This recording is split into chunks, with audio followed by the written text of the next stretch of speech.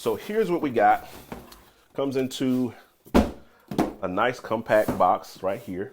Let's see what it comes with. Now, it comes with a bunch of software that my 49 didn't come with when I got it. This actually comes with Pro Tools, Ableton Live, Mini Grand software, something called Velvet. We'll take a look at what that is, and Expand 2. So that's pretty cool. This actually looks smaller, just a hair smaller than my MK2. It's really, really cool looking. Got this little tape on it here. Keys feel really good. Nice little volume slider. Octave buttons. That's kind of rubbery. That's different. I think the other ones, they may have been rubber.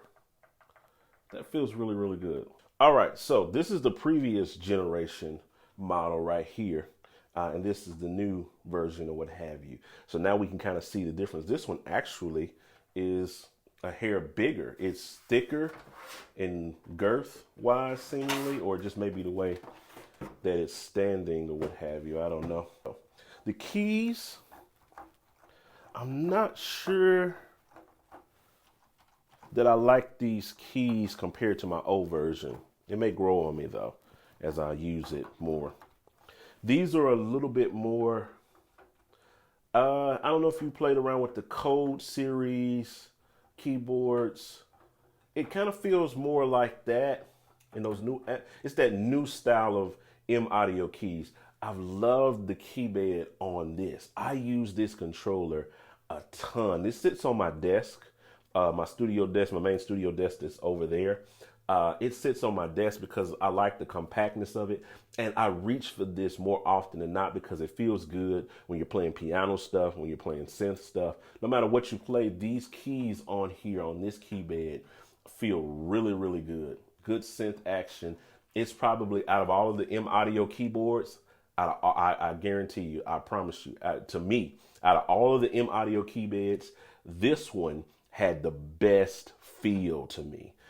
This one, it's not too far off. Maybe it just needs to be broken in. That's the other thing you have to keep in mind with these keys. They do have a break-in period. They feel different after playing them for you, because I've had this for a couple of years. So they feel different after having them for a little while. It's not a bad feel. It's not too far off. It got the same responsiveness to me that these have. It's definitely the same responsiveness, but the feel of the keys feel a little bit different. I don't know. In and out wise, it's pretty much the exact same. I/O, USB, sustain pedal, power button. That's all you're getting with these. I've always loved these series of controllers because of their compactness. They can fit on a desk. They feel good when you're playing them. All of that good stuff like that. It feels decent. It's a decent key bed. I still think I prefer this. This is a little bit noisier. You can hear the difference. So if I was trying to use this for a video tutorial,